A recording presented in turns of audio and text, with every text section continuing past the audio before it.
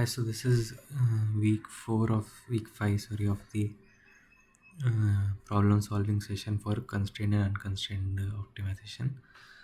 Before I start discussing the problems for week 5, I just want to point out a mistake that I made in the week 4 courses. So in the week 4, we are solving this question, and we had this simplex tableau which we get for the optimal. It is the optimal simplex tableau, and for the basis which is formed by x2 x3 x6, yeah, x2 x3 x6, we wanted to find b inverse.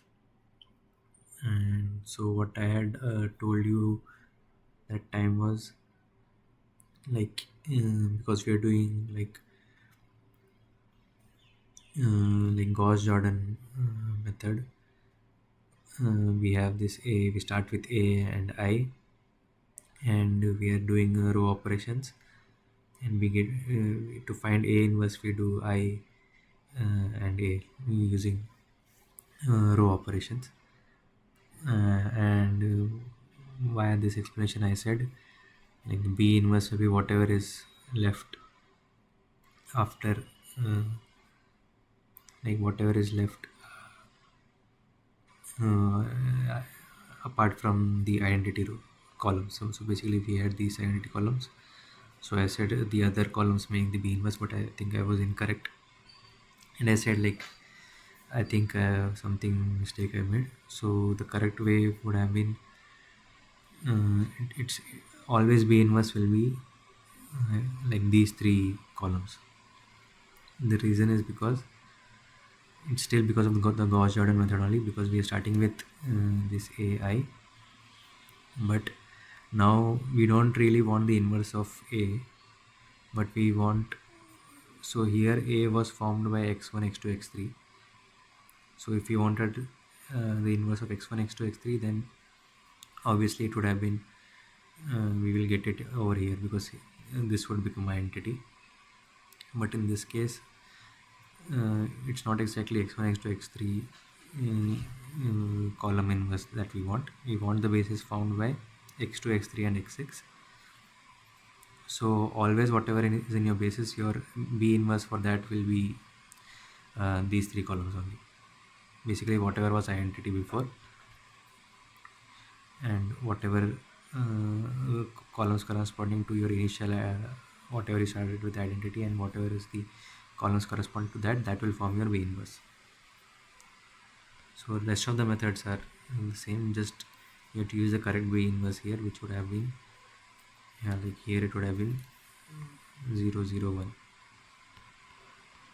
because of this I had taken the other thing.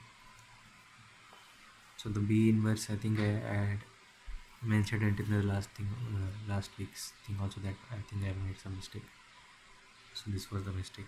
I think in the recording also I have written a disclaimer kind of text when I'm explaining this part, that I made a mistake here. Okay, so just be careful about it.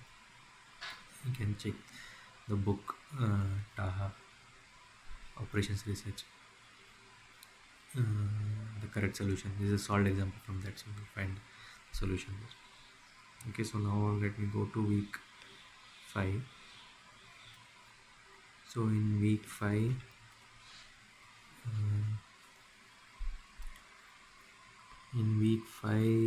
I think what is covered is,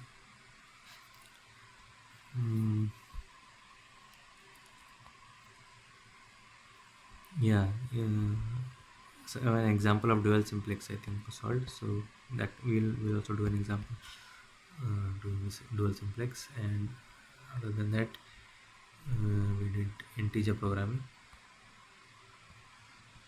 This is week 5's content, and in integer programming we looked at cutting plane method, and branch and bound method. Okay, so we'll do some questions related to this. So first let's do this one, which is related to the dual simplex. Okay. Mm, okay. So uh, we have this LP given to us and to solve using dual simplex. Okay. So using dual simplex. So what do we do with it? We convert minimization to maximization is the first step. So we have max, it will be x1 minus x2, right? Just negative there. And to do the dual simplex, we have to constrain all the greater than equal to less than equal to inequalities subject to x1 minus 4x2. So if we have to convert into less than equal to inequalities, into minus less than equal to minus 5 is already less than equal to, so it is x1 minus 3x2 less than equal to 1, 2x1. So this is greater than equal to, so we convert it into less than equal to minus 1, and this will be say. Okay. So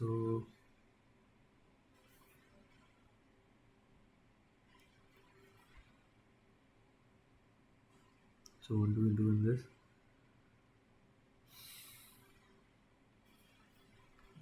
Let's do the dual simplex. So basically just do the simplex as it is first and look at all the values and decide what to do next. Okay, so in the dual simplex our starting tableau may not even be feasible. So let's see. So you will have C as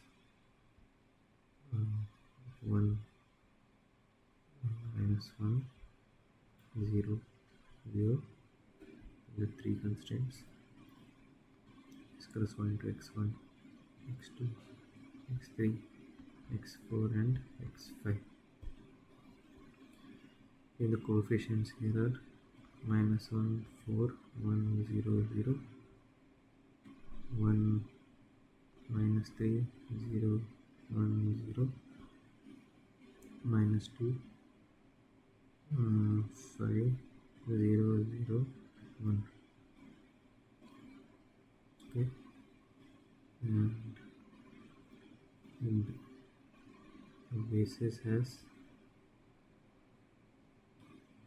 x3, x4, x5, values minus 5 1 minus 1. So the objective coefficients are 0 0 0. Okay.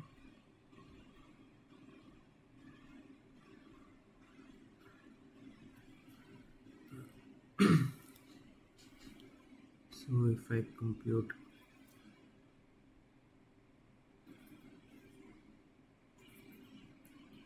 zj minus cj, what do I get? It will be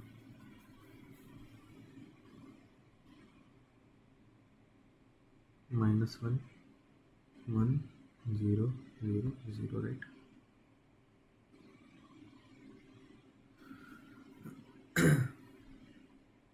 So in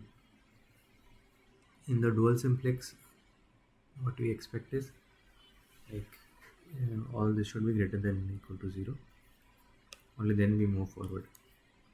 Okay, if it is greater than or equal to 0 for all j, we continue on dual simplex, but what we see is it is for one value it is negative, So if it is negative, then we add an artificial constraint. Okay. So what we'll do is we add a constraint of this form: summation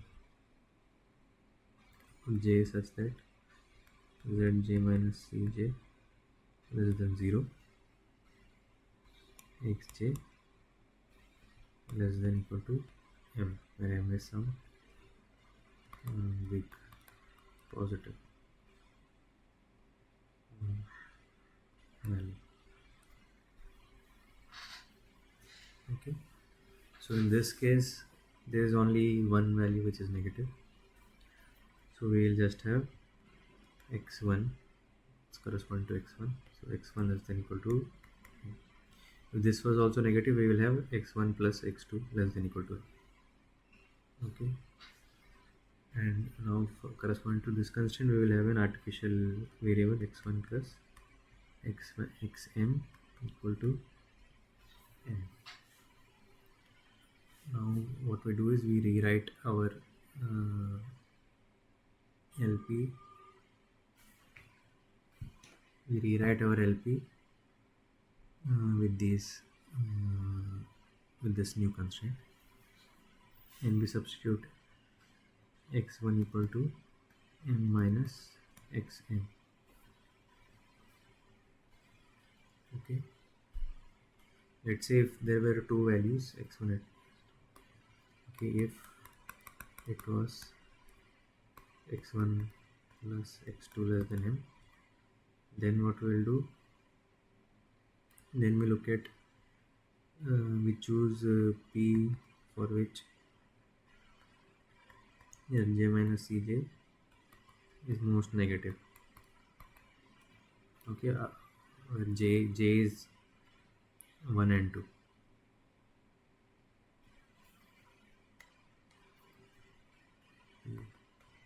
R max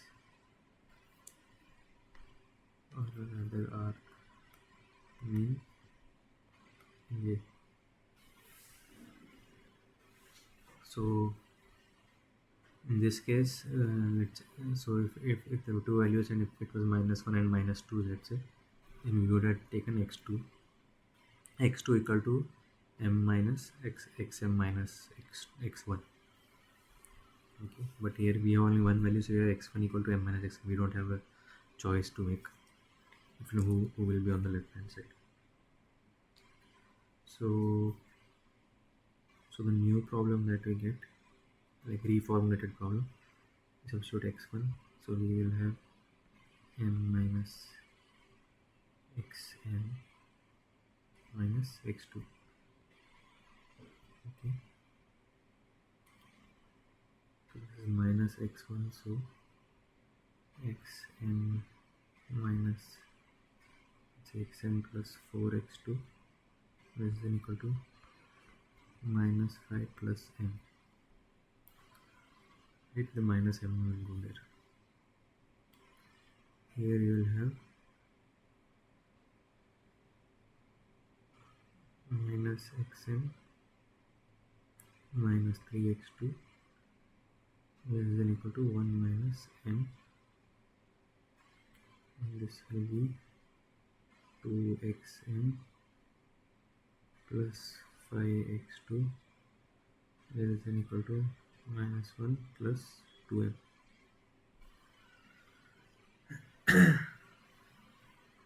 And all x1, x2, xn greater than equal to 0.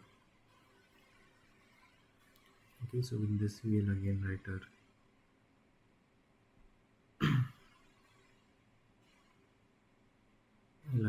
this thing.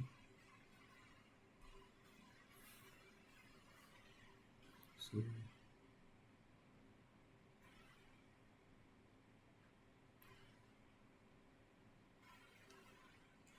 what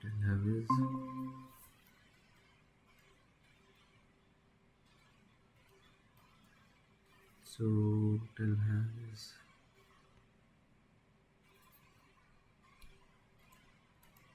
okay, Pawan, you are here, right? Yeah, sorry for the late. Yeah, it's okay. So what But I'm today, okay. Actually, today is our international conference is happening in my department. Okay, So okay. we are we You are all in. are busy in that.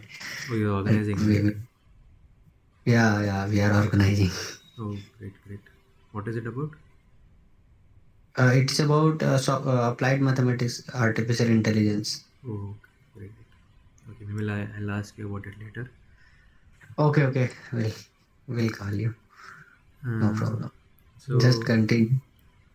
yeah, so what I'm discussing right now is we are just solving one LP using the dual simplex, Yes. and we had to add an artificial variable because in the tableau, the initial tableau, I got a negative zj minus cj. Okay. So I have reformatted it using the artificial variable kind of LP. And one query I have, Yeah, like all the assignments. yeah. I saw your post. There were many mistakes you pointed out.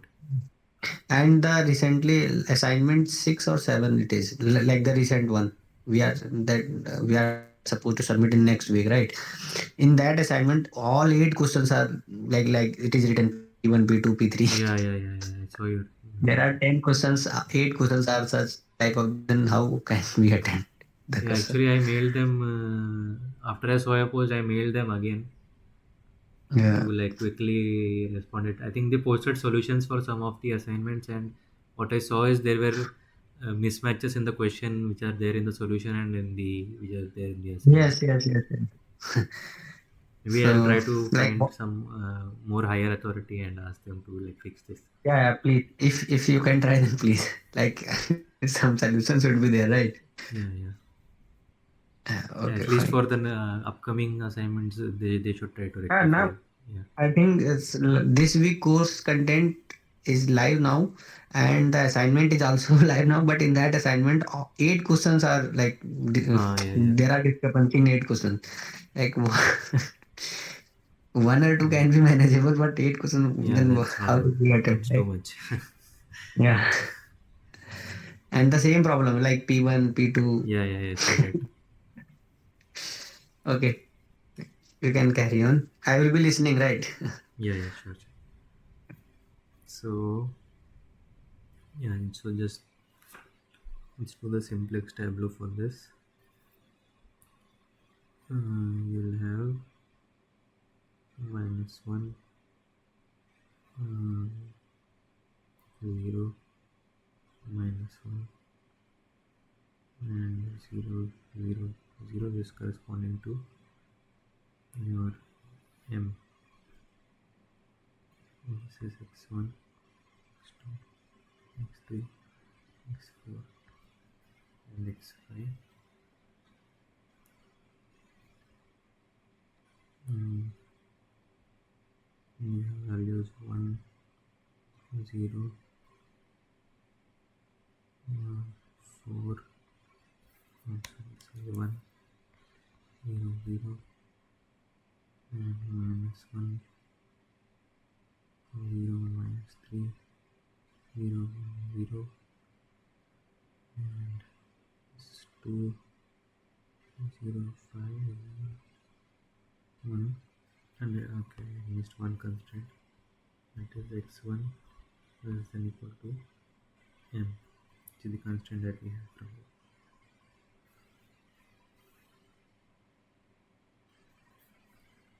So basically, it will be x1 plus xm, x1 plus xm equal to m.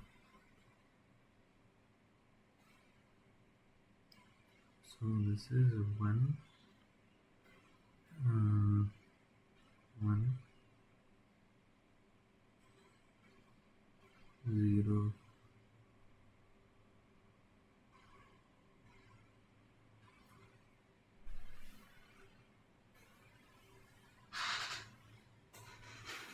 right?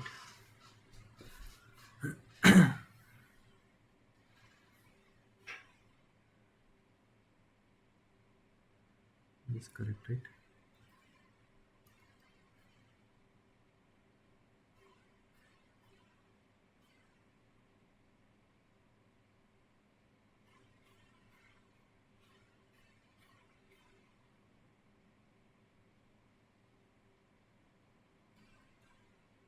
Yeah, this was correct.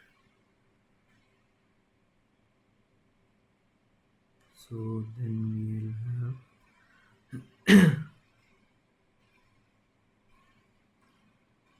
here it is b, right? B is minus 5 plus m minus m 1 plus 2m and m, and this is xp will be uh, x3, x4, x5 and x1. cb is 0 0 0 0. So we have four variables in the basic solution, and you compute zj minus cj. So if we do that, we get 1 0 1 0 0 0.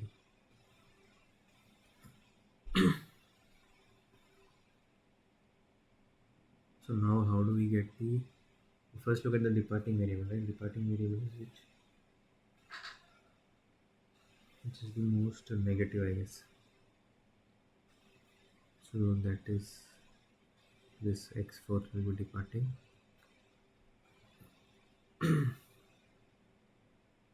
and from this the entering variable we look at max of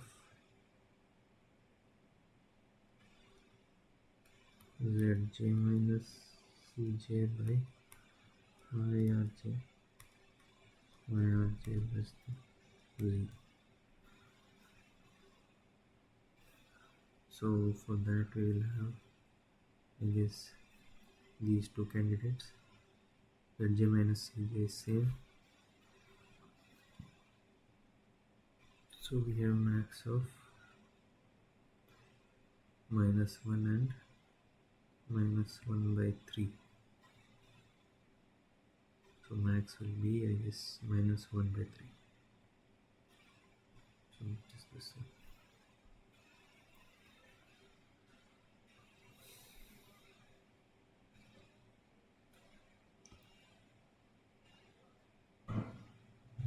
Right?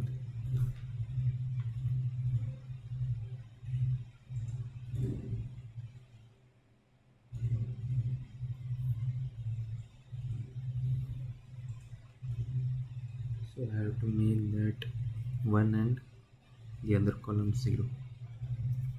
That is our usual thing. So if I were to write that, we have to just C minus 1 L, so we know this identity here.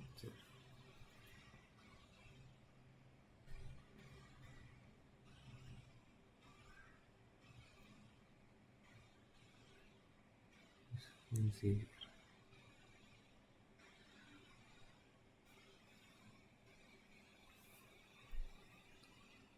So x3 is there, x4 goes and x2 comes, x5, x1, and I have to divide it by minus 3. So I get m minus 1 by 3, 1 by 3, 0, 1, 0, minus 1 by 3. And for this,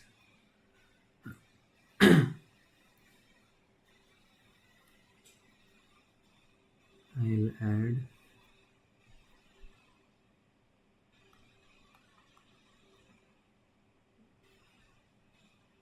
4 by 3 times this.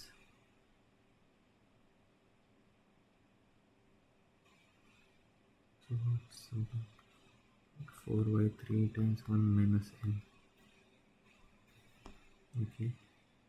like squeeze in a lot of things there.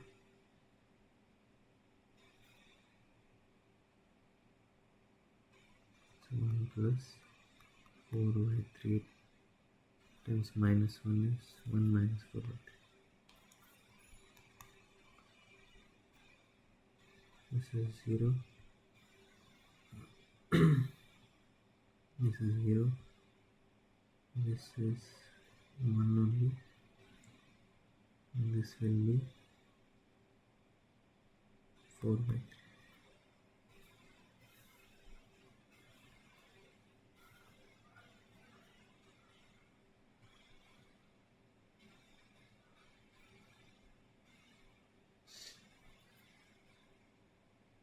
For this I will be adding 5 by 3 times the above row.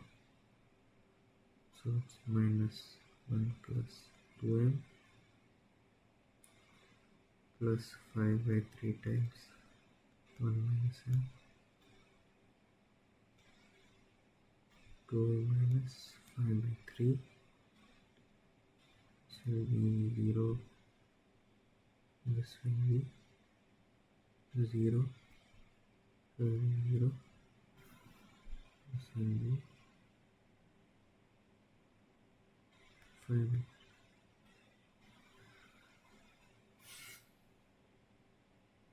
This is already 0. And 1, 0.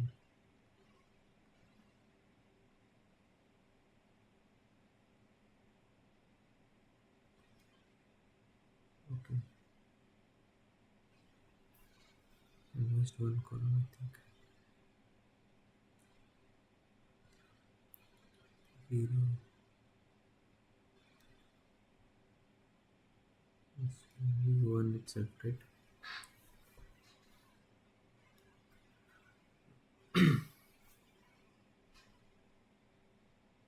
Yeah, I hope I have written everything correctly.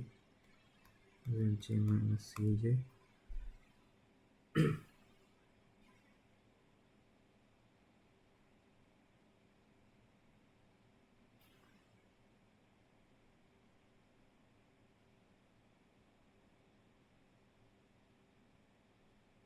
This x3 is still 0. x2 is minus 1, 0, 0.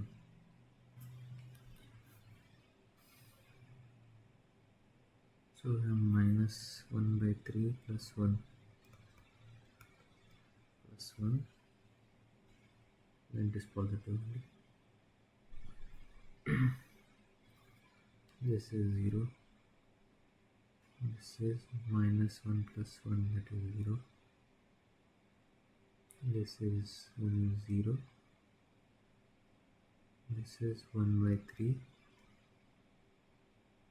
And this is 0.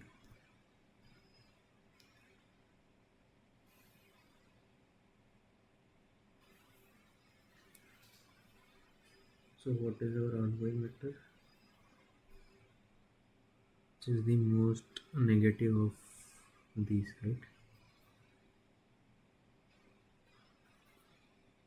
So I think these are positive. So I have to look at these two. Minus 5 plus m plus 4 by 3 minus 4 by 3m minus 5 plus 4 by 3 minus m by 3. This will be, okay, so this is negative because m is large. And if I look at the other value,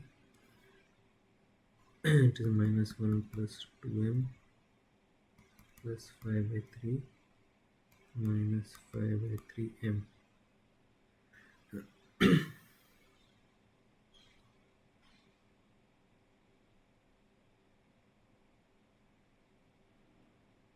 So 3 2 is 6 minus 5, that is minus 1 plus 5 by 3 plus n by 3, right? It's correct, right? This one plus 2n. Yes, it's okay.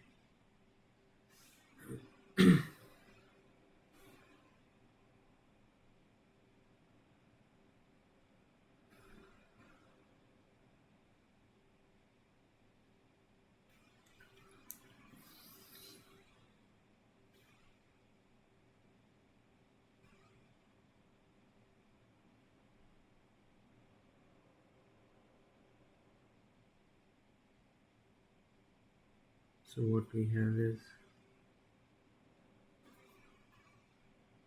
mm, this is the negative value, so this is the outgoing or departing,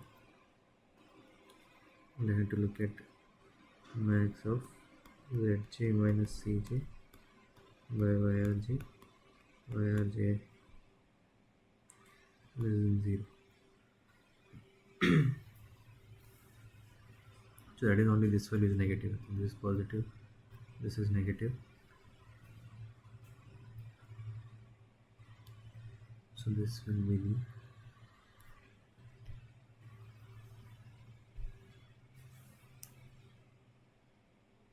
pivot point. So let me use this point. We got the pivot point. And then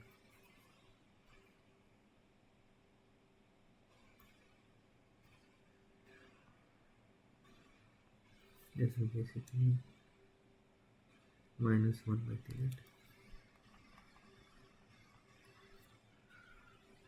3. And this is 1 by 3.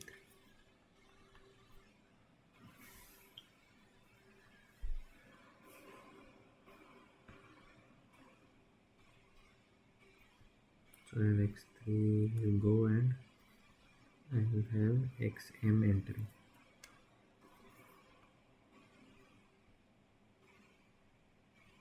And to make it 1, I have to add, I have to multiply it by 3. So it's minus 15 plus 4 is minus 11.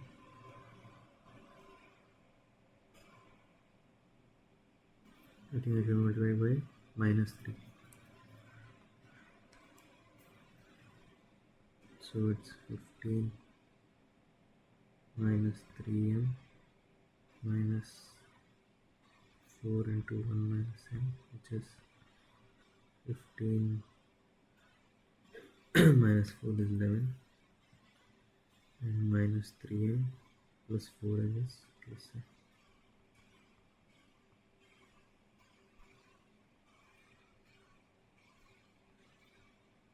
Minus 3 minus 4.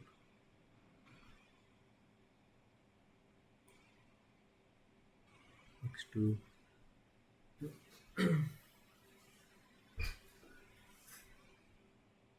is a slightly lengthy problem. So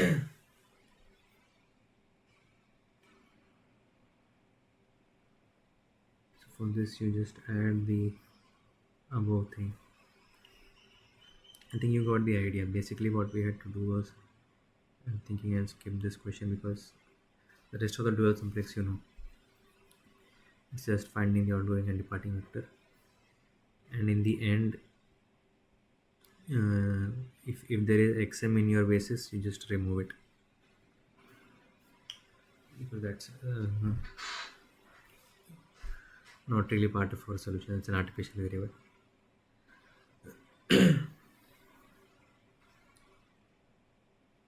Okay, but the main idea was we had to introduce an artificial variable to continue doing the dual simplex, because we got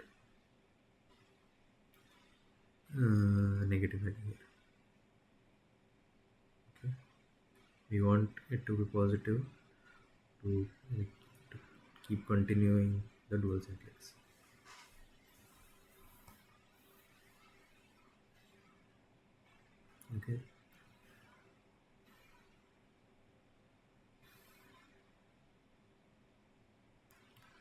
Let me do a different question.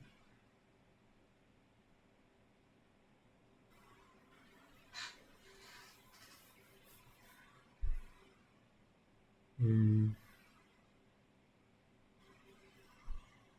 Okay, this is an solved example from the book Taha Operations Research. You have this cell.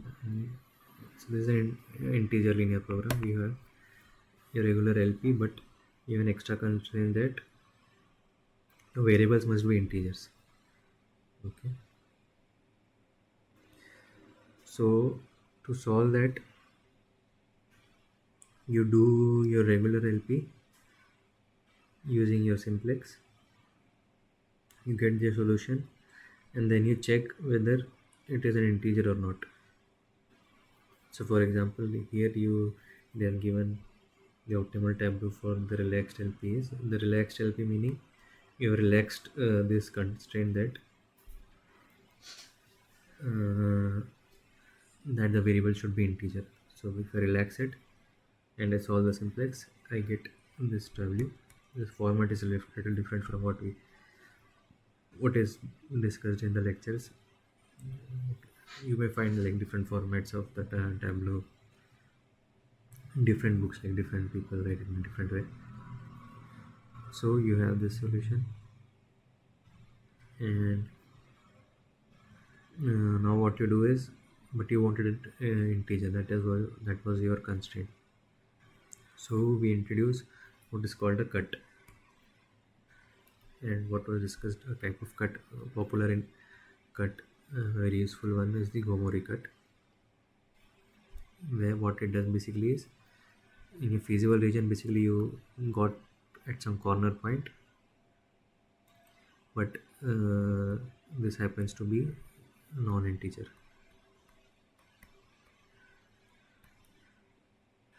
So now you introduce a cut so that this integer point, basically an inequality, a linear inequality. Okay, a linear inequality, so that you're cutting off this point. You're saying the solution should be in this region. I don't want this non-integer point, and there are no integer points here. So you're not removing any integer points or from a feasible region. That is the nature of this Gomori cut. Okay. So if I have this simplex, okay, maybe I can write it in the format that we know. So 7 C is 7 10 0 0 x1 x2 x3 x4, and you have in your basis solution is 3.5 4.5 x2 x1.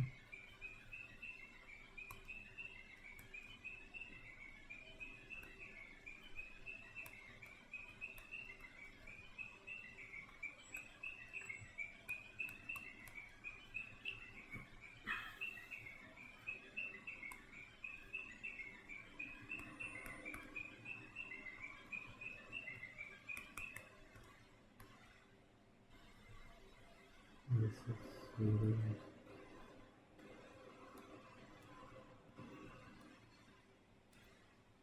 Okay.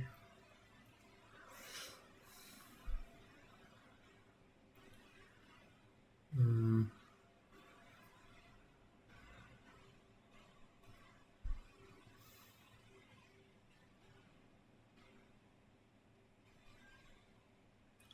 so what was the cut? So the proof of the cut was discussed in the video lectures. I'll just write what the cut is. So cut is an inequality of the Gomori cut. So you have choose which has the more fraction value. In this case, both have the same zero point 0.5 fraction. So let's just go with x2, I guess.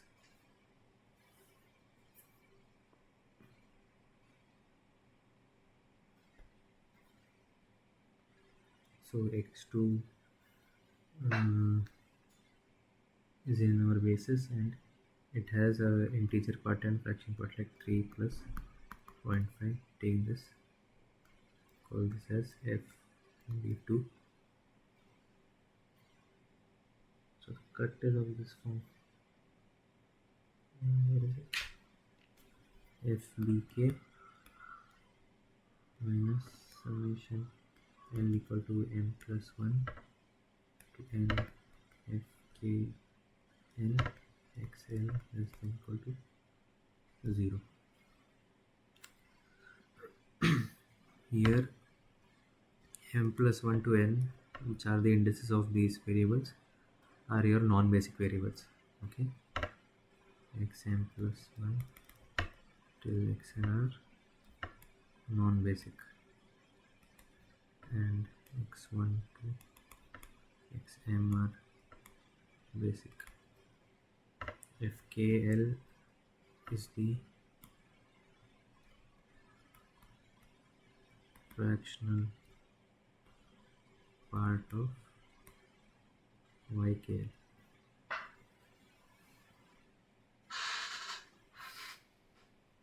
Okay,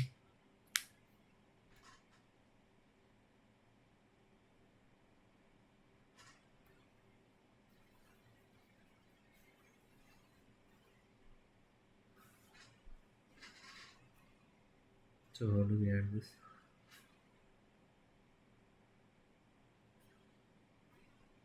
We have 0.5 minus summation. We have these two basic variables which are they're already fractions. So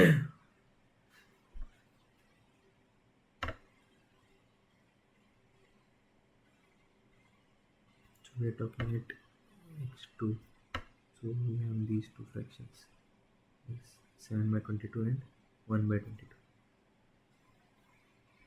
So 0.5 minus 7 by 22 x3 minus 1 by 22 x4 less than equal to 0.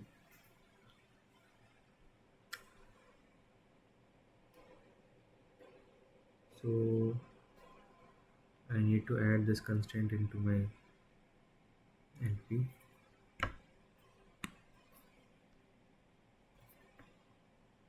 So let me just copy this.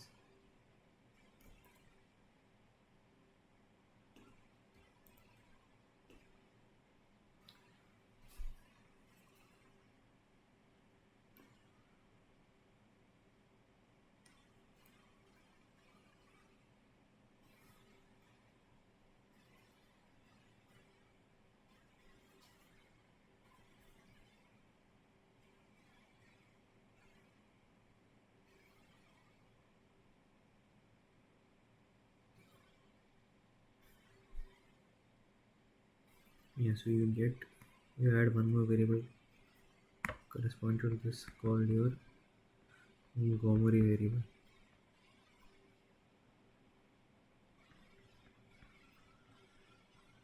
Let's say that is some s1.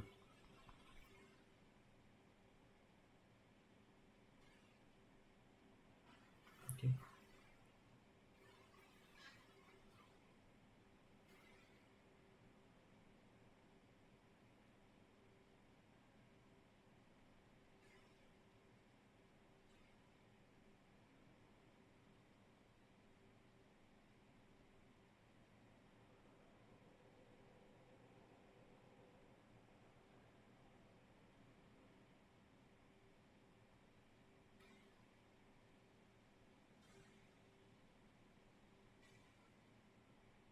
so now my NP will look like what?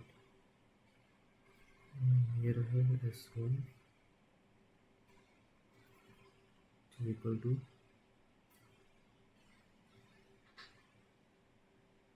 I think the way I have written it,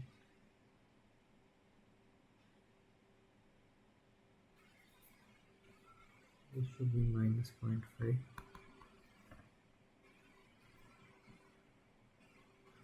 This is 0, 0,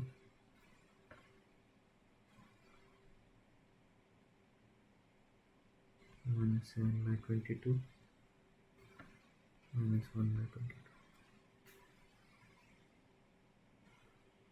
This is 0.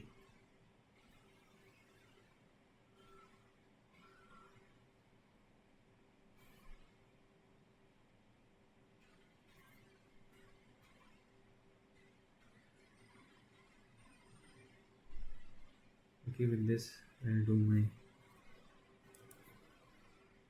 simplex.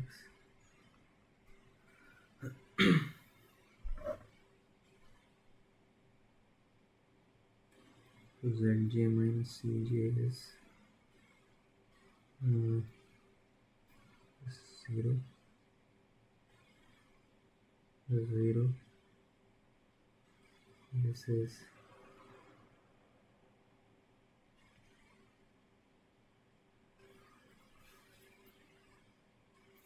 70 by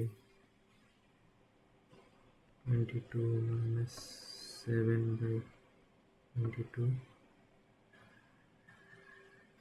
which is 60.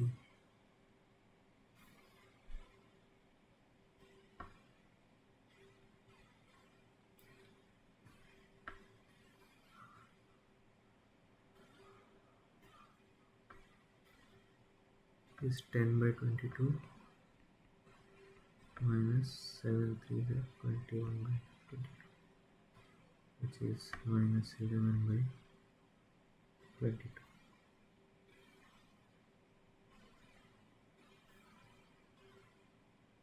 Right?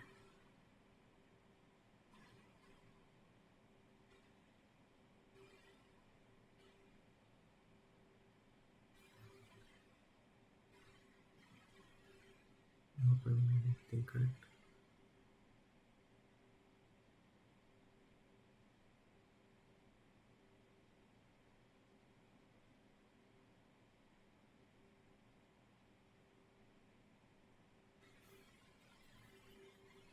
So this plus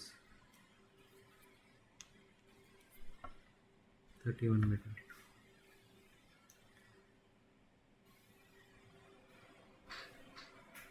So these are positive, so now you can do your dual simplex. So this will be your pivot.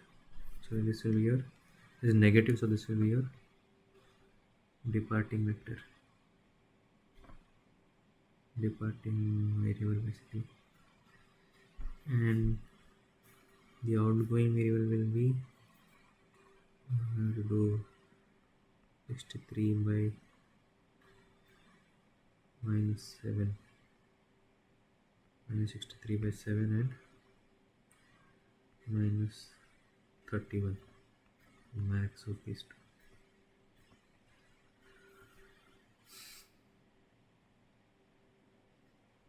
Minus 9, right?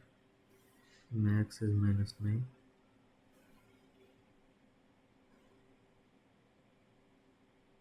So this is your,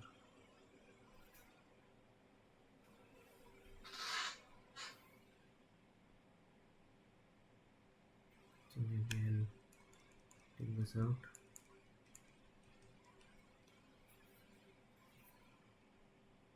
do it once more. We'll have x2, x1 and x3 now.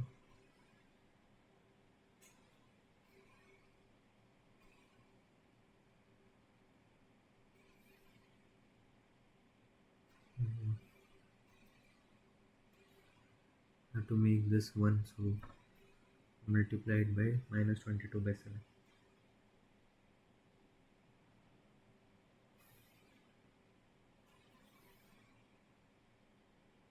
So minus 1, so it will be 1 by 2 into 22 by 7 is 11 by 7.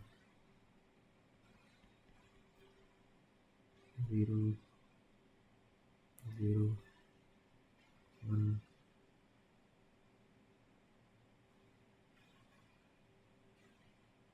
So I think 22, 22 will get cancelled and get 1 by 7.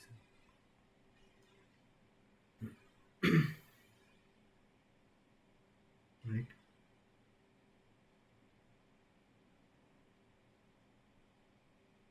Oh, I missed one thing. There was one more variable now.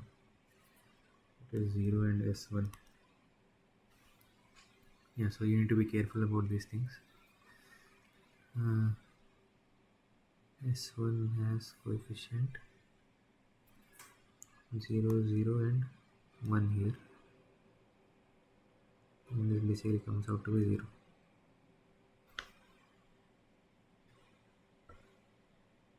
So this one will now become minus 22 by 7.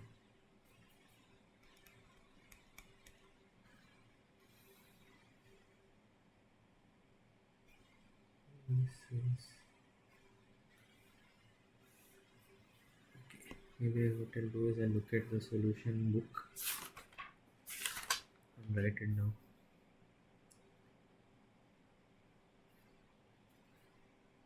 Okay, so this is 0, 1, 0, 0, 1.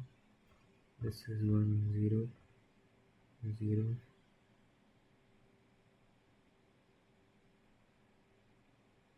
1 by 7 minus 1 by 7. This is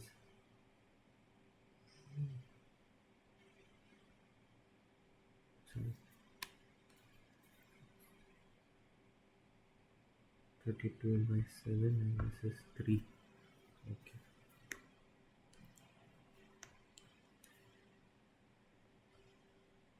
I just copied it from the book.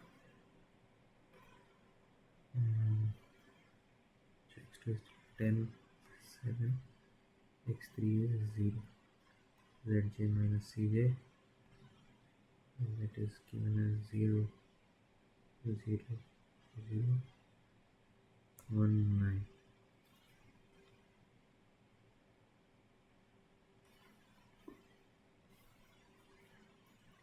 So we don't have any negative thing, but what we have again is fractions. So since we have fractions, we have to introduce one more cut. Okay, so this is optimal in the relaxed space,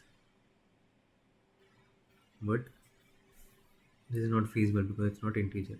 So we introduce one more cut,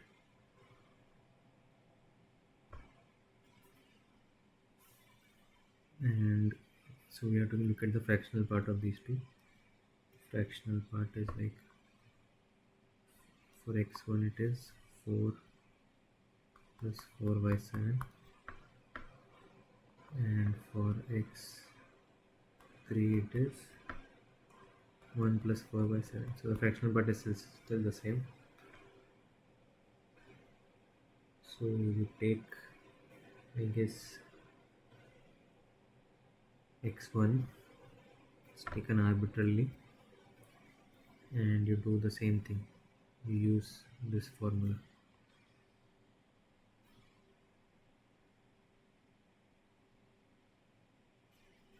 So that will give you the fractional part basically. So let me copy this.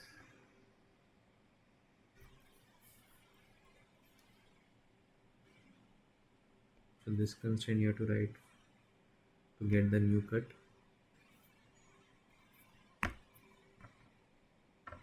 where fvk is the fractional part of x1 because we are choosing x1. 4 by 7 minus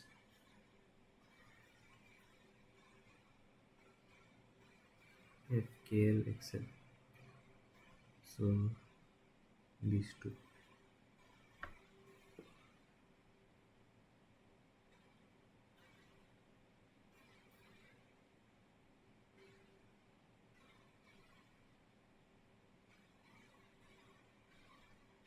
Wait.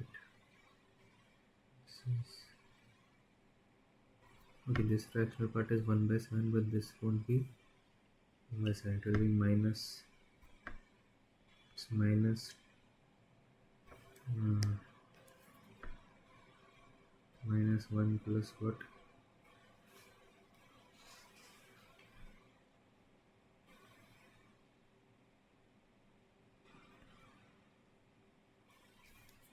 Minus 1 plus x equal to 7. So x is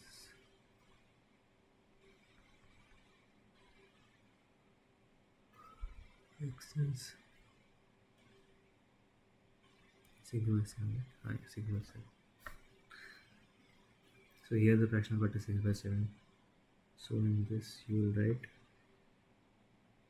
uh, x3 by 7 minus 6x4 by 7.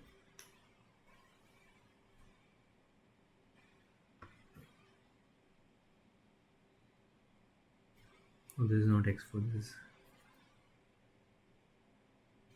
this is x4 and this is s1.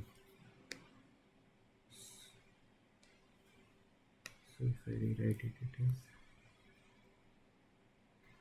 fractional part here is 4 by 7 minus x4 by 7 minus 6s1 by 7 less than equal to 0. This is a new cut to remove this fractional point. Okay. So this is the main idea. You keep doing this. You add this constant again until you become now 4 basis vectors. It should become even more lengthy, so I am just keeping it. But you keep adding the cuts till you get an integer point here. Once you get an integer point, you can stop, and all these are positive. Integer, this is positive, and integers, and these are positive. That's when you stop your dual simplex, right? So yeah, the main idea is adding these cuts. You have the formula, and one thing is here all my variables are integers. So this cut is only valid when all my variables are supposed to be integers. Okay, if some of them are not integer, there's a different cut. I think I kept one question related to that also. Okay, I think it's somewhere in the next slide. Let's look at this question.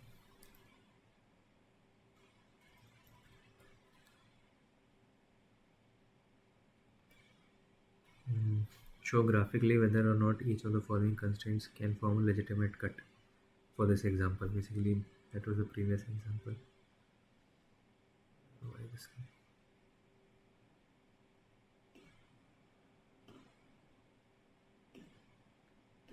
So let me just get this one there.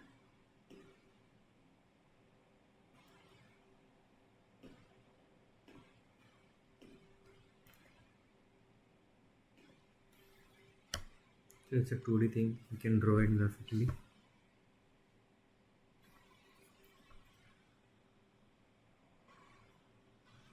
So x2,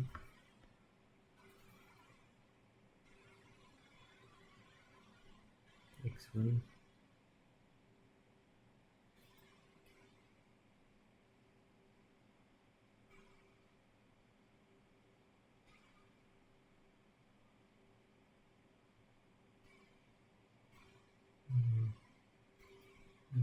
this one x. If I put x2 equal to 0, I get x1 equal to minus 6.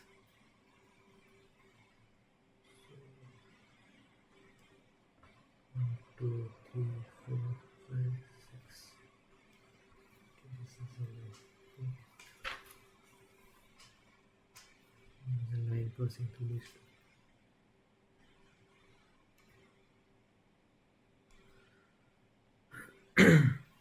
And this is x2 equal to 35 and x1 equal to 5.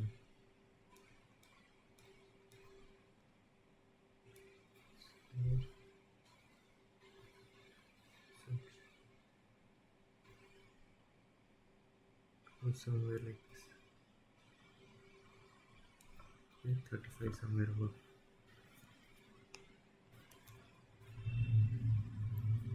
And the other constraints. So this is your basically feasible region. Now whether whether these are legitimate cuts is what is being asked. That means if I introduce these inequalities, it should not take away any of my feasible points, which are integers in this case. So we know this is integer. I think it passes through this point. So this is an integer, integer, integer, integer, integer. These are all integers. This one also.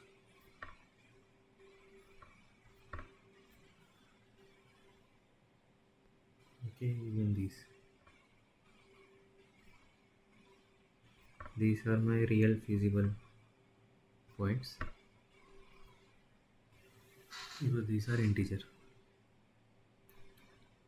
And now if I introduce a constraint x1 plus 2x2 less than equal to 10, so that means, so we have to try a bunch of them, so I will copy this.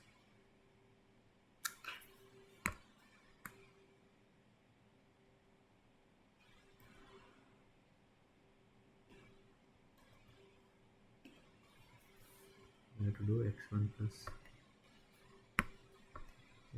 plus 2x2 less than equal to 10. That will pass through 10 comma 5, right?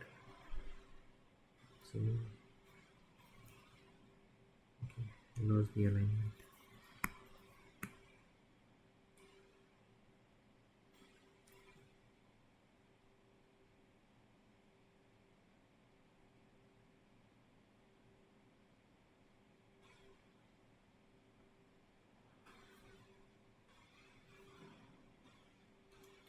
Ten comma 5 means 1,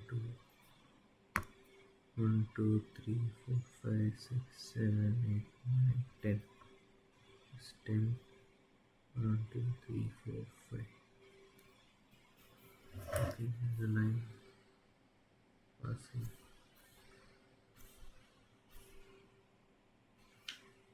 Okay, whether there is a valid cut or not. So there is a point here. Just need to verify whether it is on which side of the line or whether it is on the line. So this point is 1, 2, 3, 4, 4 comma 3. If I put 4 comma 3 here, I get 4 plus 6 equal to 10. So this point passes through the equality and it is satisfied. So this is a valid cut, right? This is a valid cut. If I look at the next one, yes, this one.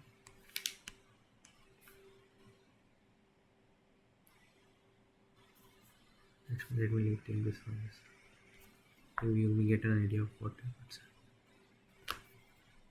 3x2 less than equal to 10.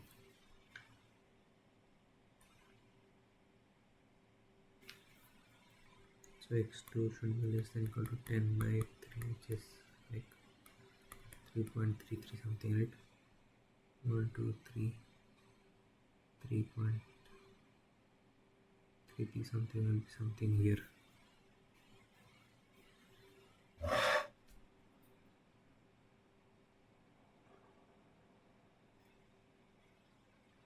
So x2 should be less than this value. So this is not a valid cut because you are removing these integer points.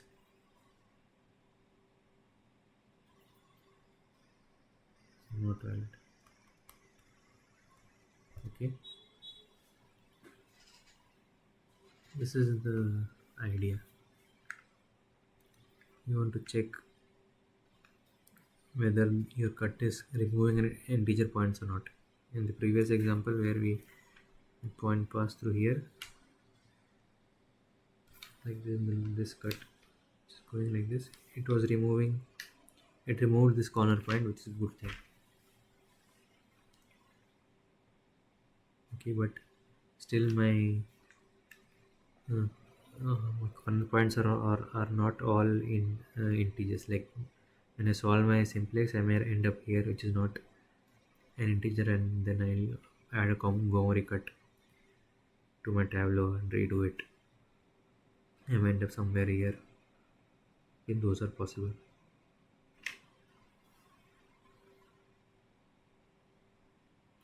Okay, so this is, you can check for others also. Okay, one more question here. Oh no, this is just the example. Okay, so let me do one different question. Show graphically how the following two legitimate cuts can lead to the optimum integer solution. Okay, so for the same example, we are saying these two cuts lead to optimum integer solution.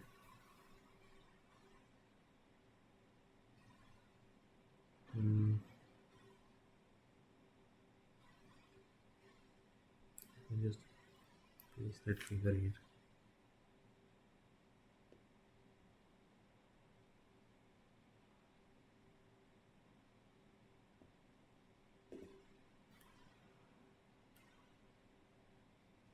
X1 plus 2x2 equal less than equal to 10. That is the same one as previous, right?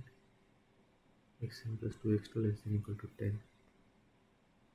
So that was passing through x1 equal to 10 and x2 equal to 5.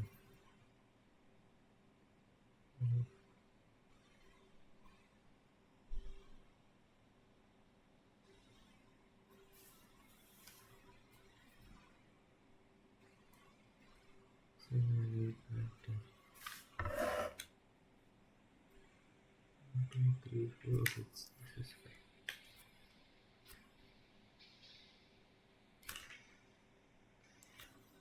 This is 1.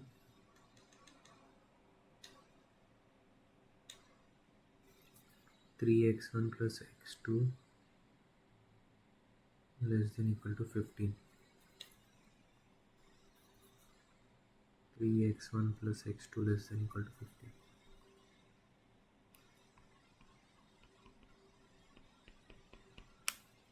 So we get points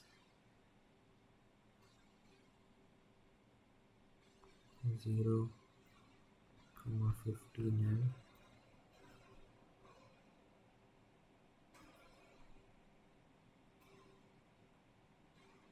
5, 0.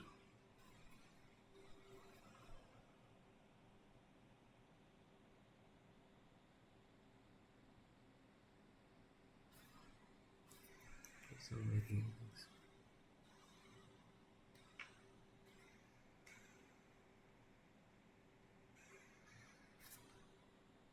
I guess this is something like this, I'm guessing.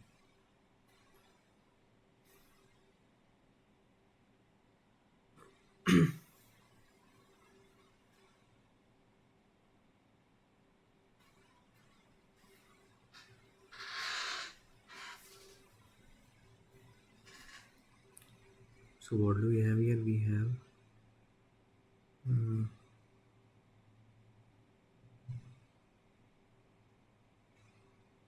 we have this as our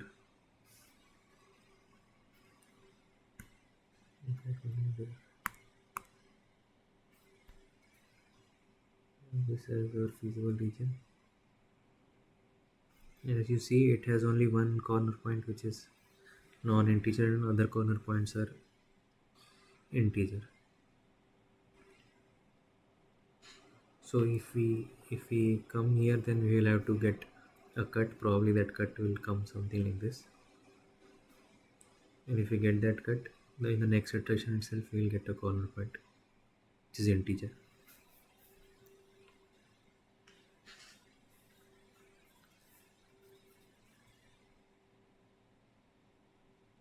And it removed many of the other corner points are not there. Like in the original, we had this. When we first added this constraint, then we got two corner points, this and this. From this corner point, when we added this, this got removed. Okay. Yeah.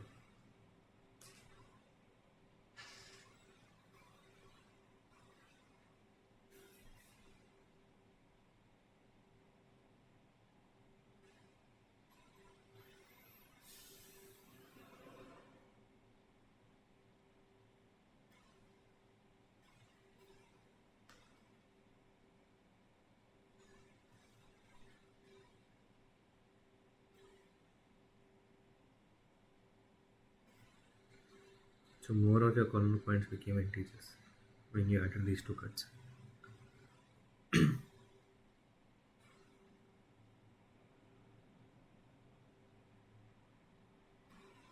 Let's look at so solve example 9.2 considering x1 to be continuous. So that means this particular example,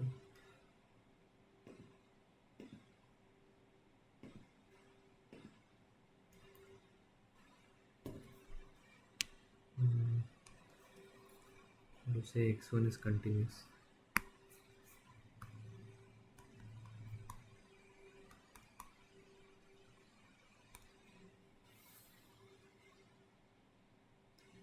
Then if we relook at our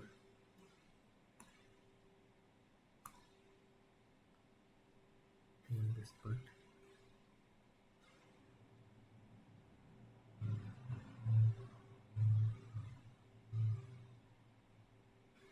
we started with this time,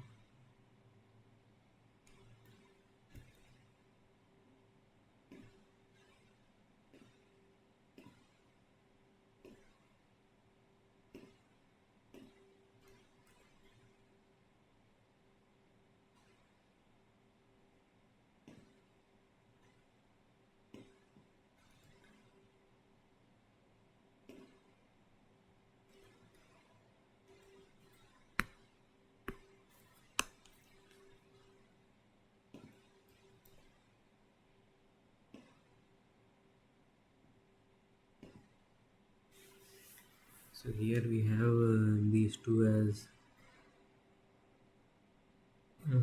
fractions, but we are saying x1 is continuous, so we just have to look at x2.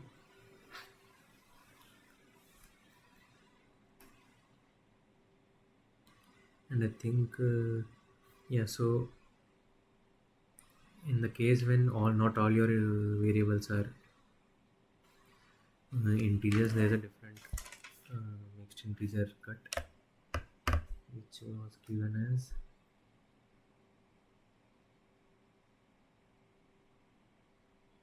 so this was your variable s1 equal to minus fk0 plus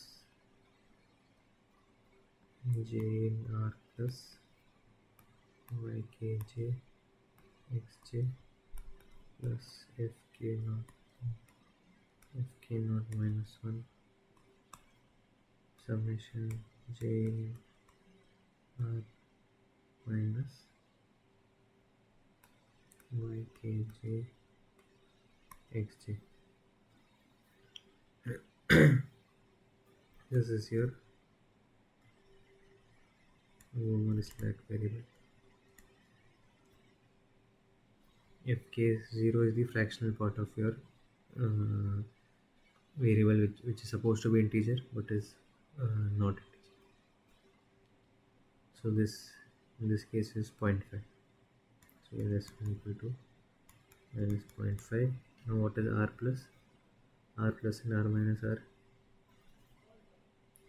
r plus is j such that ykj greater than 0 and r minus is j such that ykj less than 0.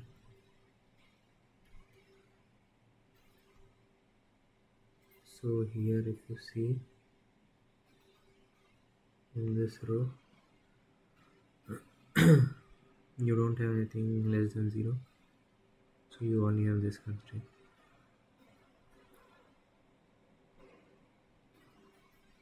So that gives you plus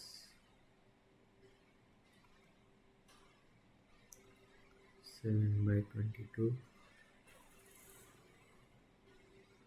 x3 plus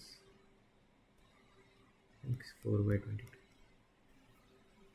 Okay, you add this slack variable to your uh,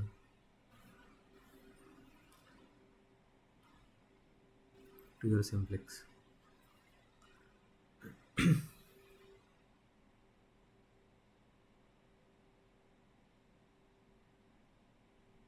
So maybe you can look at it in some way.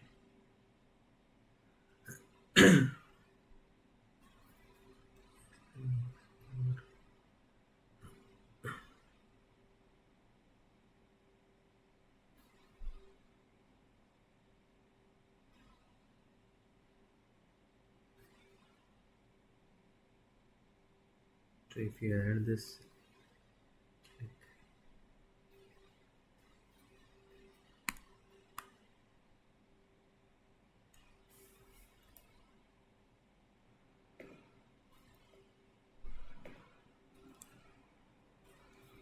you have S1 here,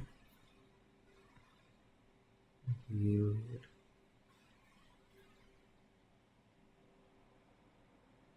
and just one more constraint, 0, S1 minus 0.5,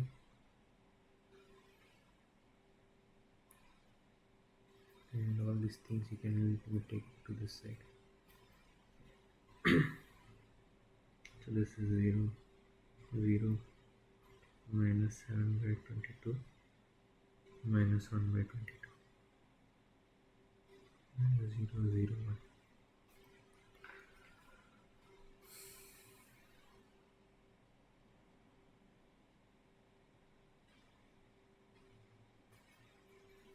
So you can check graphically also what this lag does, what this cut does. This is different from I think the cut we had previously.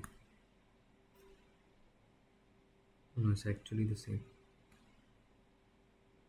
7 by 22 minus 1 by 22. I think the reason it is same is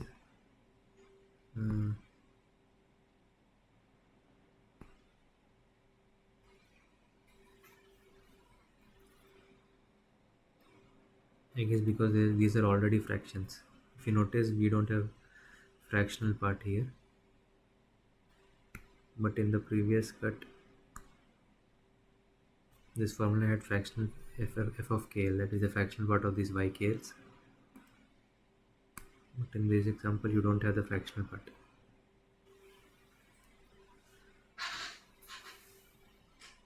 But as they are already fractions, you got the same kind of constraint. Okay. And we had a choice in the previous one, like we could have like cut it out based on x1 or x2, and that example also we chose x2, and in this example it is told that x1 is continuous. So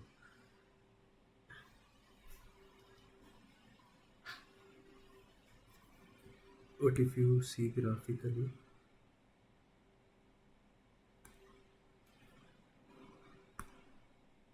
here take this graph.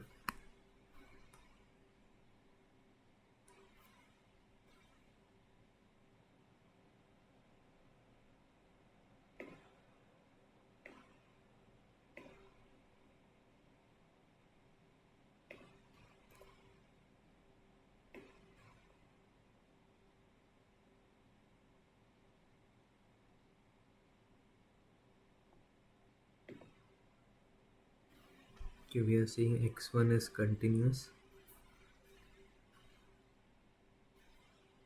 and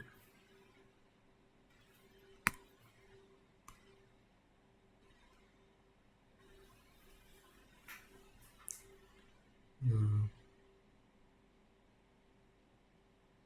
here it is not really benefiting anything because already the endpoints are integers. If it was something like this,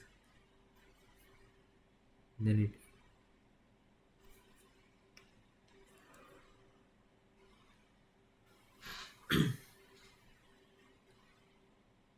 no, this is a different case. Okay,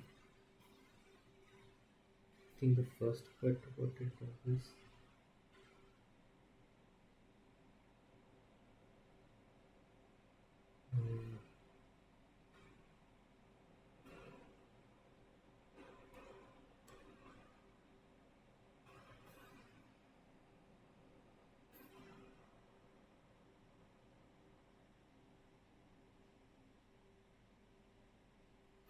Yeah, you have x3 x4 0 in this case, so s1 equal to 0.5.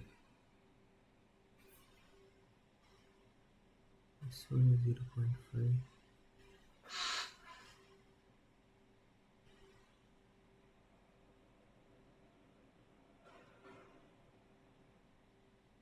So where is this cut actually coming up?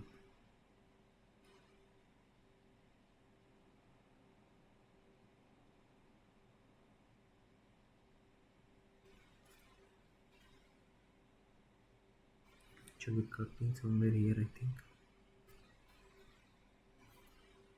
For the solution that we are getting is 3.5, 4.5, that is something like this.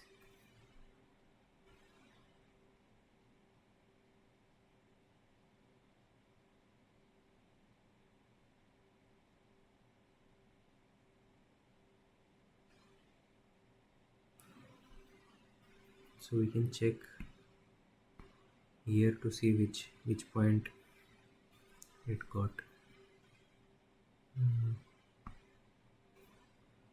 So here if you see, we solved this and we got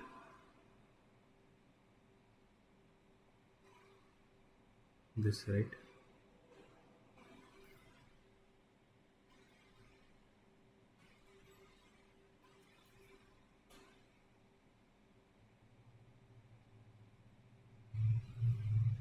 x2 equal to 3, and this is 32 by 7.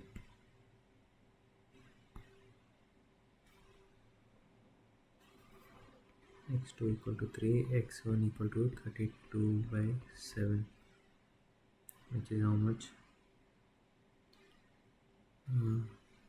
4 point something, so it's somewhere here. Yeah, so I guess here. So this point may be a 32.7 and this is 3123. So to get this as a corner point, you have to make it to through here.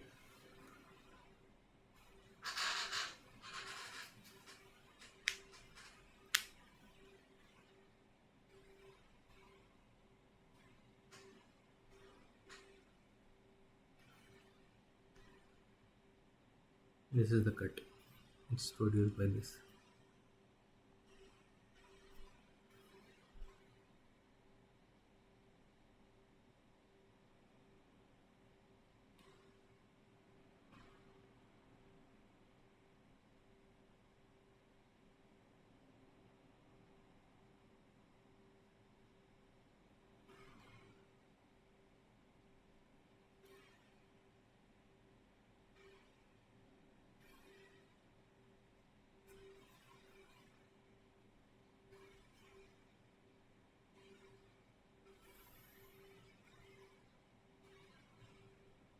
I think you can see it from this.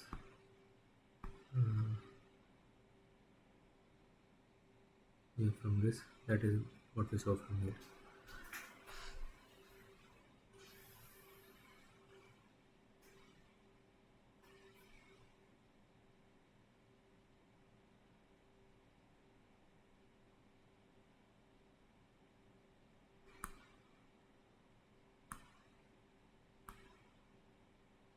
And you can derive also. You can substitute x3 into these equations. x3 x like x1 x2 you can keep, x3 value you can substitute, and just check that what is the line that you get.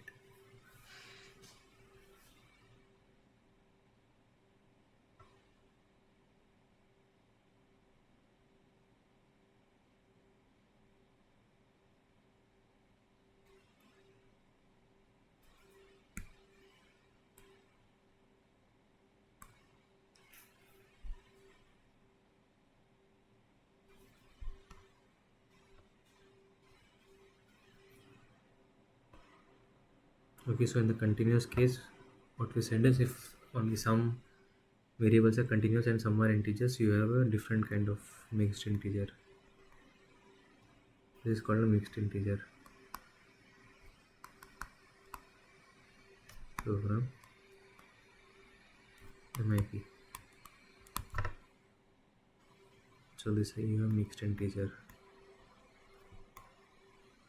Go modify it.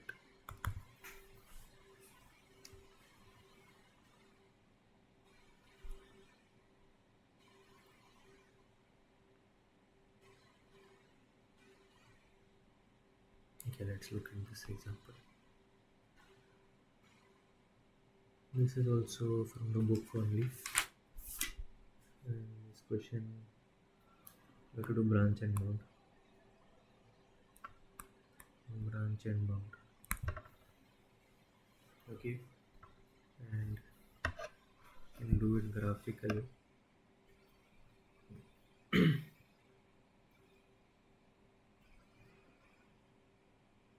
Because it's too variable, you can do it graphically. Otherwise, you have to like the you can do it with simplex also. It will be very lengthy.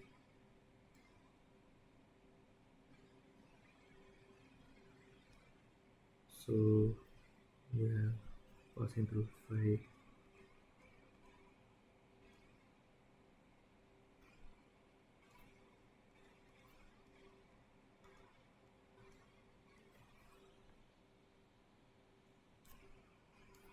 This is one, and realize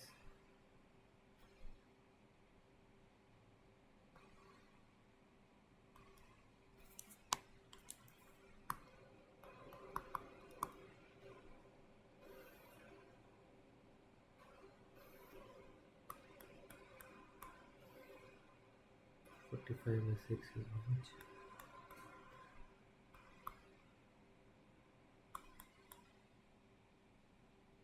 7.5.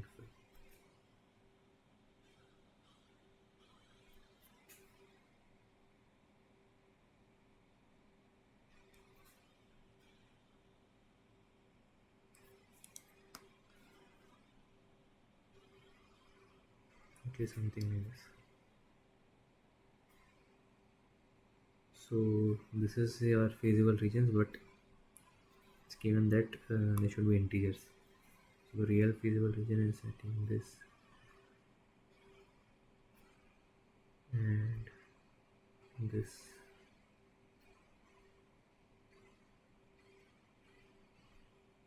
and of course these. Okay. Now given our objective, cap and battery is less. Uh, Given our objective, what will be the this? So let me write this equation. It will be something like if I write 5x1 plus 4x2 equals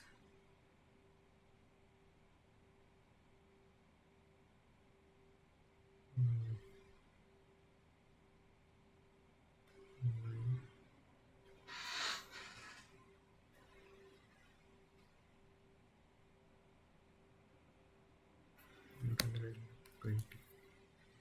It's easy, right? So it is through 0, comma 4 and 5, comma 0.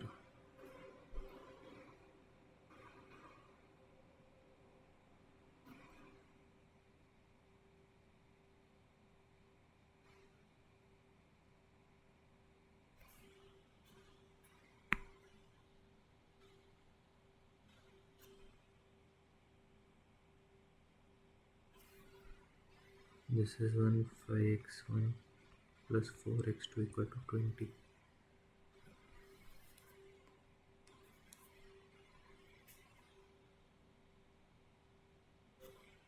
This will be 5x1 plus 4x2 equal to 0. So if you keep moving like this,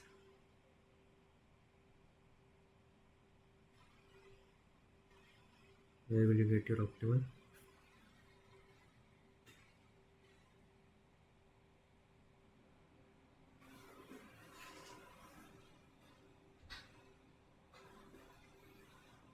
Oh, sorry, this is 0, comma 5 and 4, comma 0. Wrote it incorrect.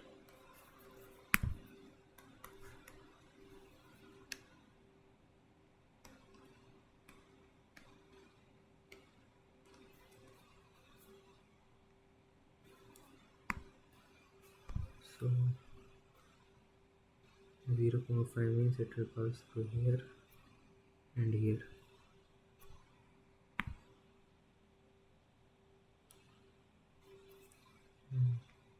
Not trying 12.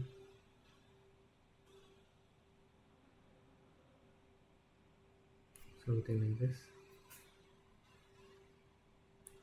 5x1 plus 4x2 equal to 20. Parallel to that, 5x1 plus 4x2 equal to 0. So as we go here, objective value increases. So from here, if we go, this corner point will be where you get your optimum in the when you do the simplex for the relaxed LP. Okay, this point is 3.75. This I was writing from the book. This is that point. So this is fractional. So what we do is we branch. Branching meaning we will choose the variable with the highest function, let's say 3.75, and we solve two LPs. We started with this LP. This is LP.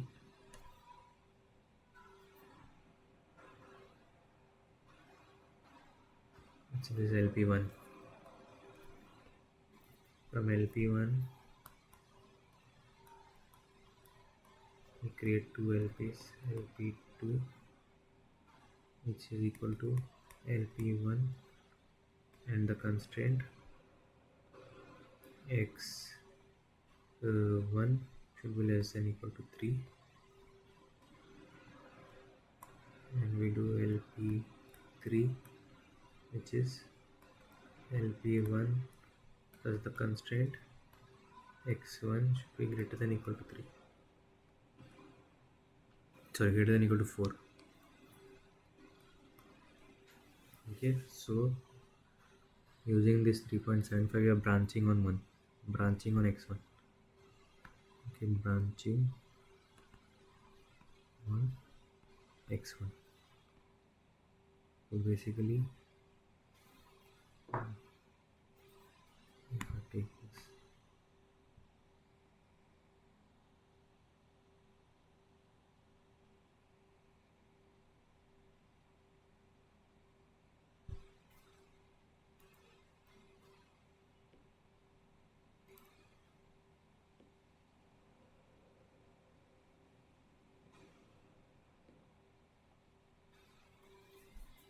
okay,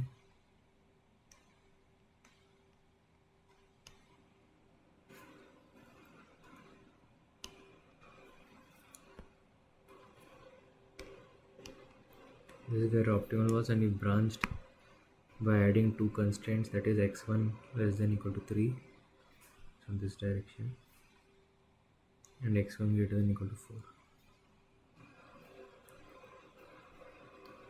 So we got two more feasible regions, here and here, and both of these LPs will solve. So I think when you solve the first LP you get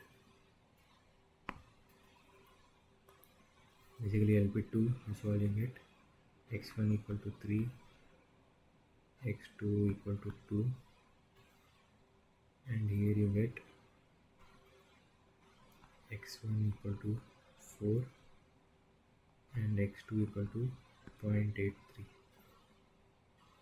Okay, and z equal to, that is the optimal value, is 23 here, and here z is equal to 23.33.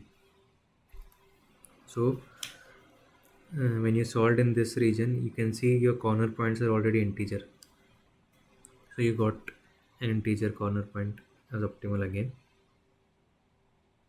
So this is feasible to our original integer linear program, and this value is 23.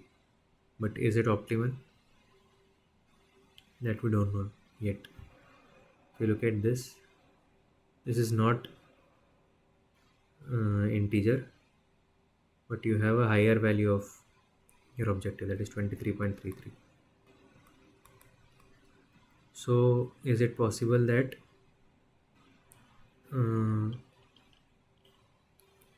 you can do like better than this? That is the question basically.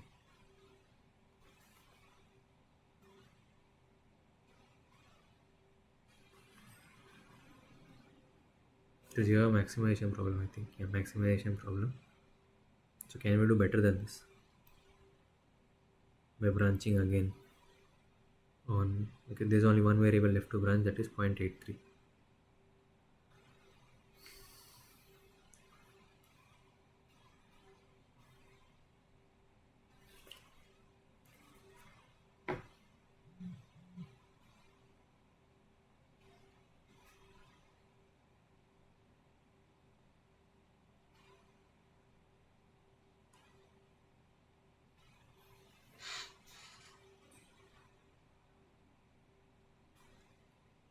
So what? So we have to look at what happens when we branch. What we are doing is we are solving on a reduced feasible region. Okay, so if we are reduced to a feasible region, that means when we relax, that is where we are increasing our feasible region, so the optimal value may increase. For example, I think in LP1, the optimal value here is z equal to 23.75. So this is higher than after you branched. When you branch, your optimal value will decrease because now you are solving on a restricted space. So you got here optimal 23 and 23.33. So if we were to continue this, we have to see whether we will improve or not. Okay, so we should not go below 23. If we go below 23, then we can stop there, but we can't go above 23 if we are branching again here. But if you look at your objective, if x1 x2 are integers, then your objective z will also be an integer. So the only integer less than 23.33, the highest one is 23 and then 22. So we already got 23. So if we get some other value, let's say 23.12 in our next solution, then probably the one of the variables is there that is not integer. But here we are in LP3, we are basically solving in this region. So I guess we got this as 0.833, and if we were to branch here, then we'll add the constraint like x2 should be greater than equal to 1 and x2 should be less than equal to 0. So less than equal to 0 means we'll again check only in this line, and greater than equal to 1 is not even a valid constraint for this, so that will be infeasible.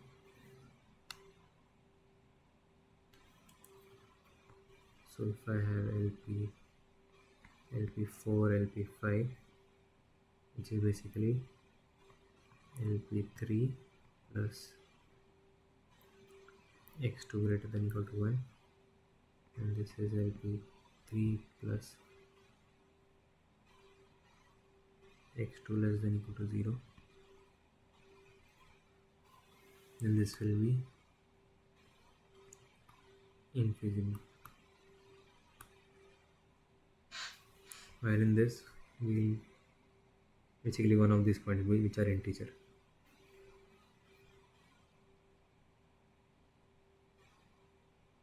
No, sorry, this point is not integer. Okay, this point is not integer. This point is integer. So I think because on the right side the objective value increases, we will get this point which is not integer solution. I think the solution that comes is x1 equal to 4.5, x2 equal to 0, and z equal to 22.5. So as I said, we get something less than 23.3, and because this is fractional, that is because this is fractional.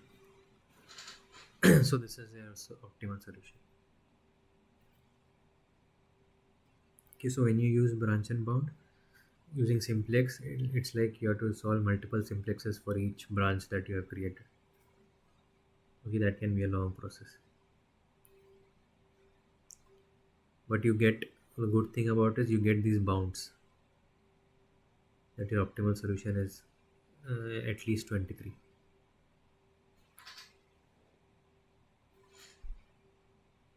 Okay.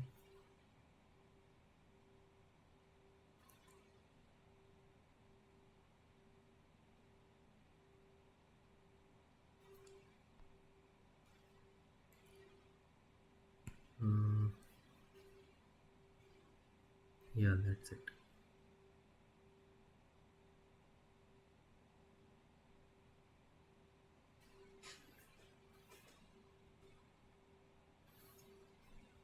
When you have any doubts?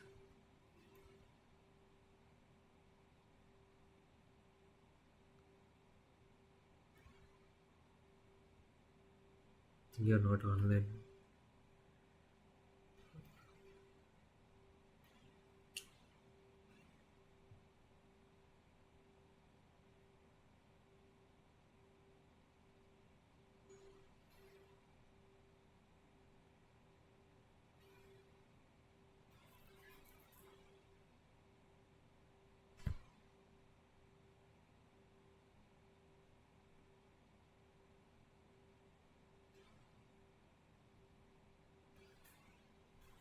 Okay, then maybe I'll close the session if there is no questions.